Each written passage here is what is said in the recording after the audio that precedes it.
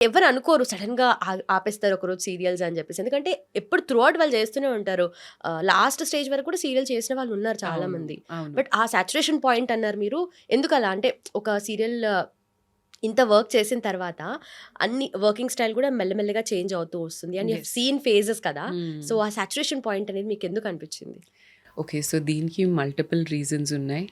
First of all ఏంటంటే, మేము start చేసేటప్పుడు as you said totally different school అది. Working and all. ప్రతి ఒక్క రోజు ఒక ఎక్సైటింగ్‌గా ఒక నేర్చుకునే ఆపర్చునిటీ లాగా ఉండేది. And I love to be in front of the camera. I hmm. Love to perform it is like an emotional vent for me actually. Right. కానీ ఏమైందంటే అది స్టార్టింగ్‌లో. తర్వాత ఏమైందంటే చాలా మెకానికల్ అయిపోయింది ప్రతి ఒక్కటి. హ్మ్. హ్మ్. లైక్ వాళ్ళకి అవుట్‌పుట్ అనేది ముఖ్యం. అండ్ అవుట్‌పుట్ కూడా ఎలా అంటే, ఒక రోజులో ఎన్ని సీన్స్ చేసి, ఎన్ని ఎపిసోడ్స్ తీసి చుట్టేయగలుగుతాము అనే దాని మీద ఫోకస్ ఉండే. హ్మ్. సో, ఆ స్కోప్ టు పెర్ఫార్మ్ అనేది తక్కువైపోయింది. రైట్. ఏదైనా నాకనిపించింది నేను నా 100% ఇవ్వలేదేమో, but the director would be like okay. Next hmm. అలా ఉండే.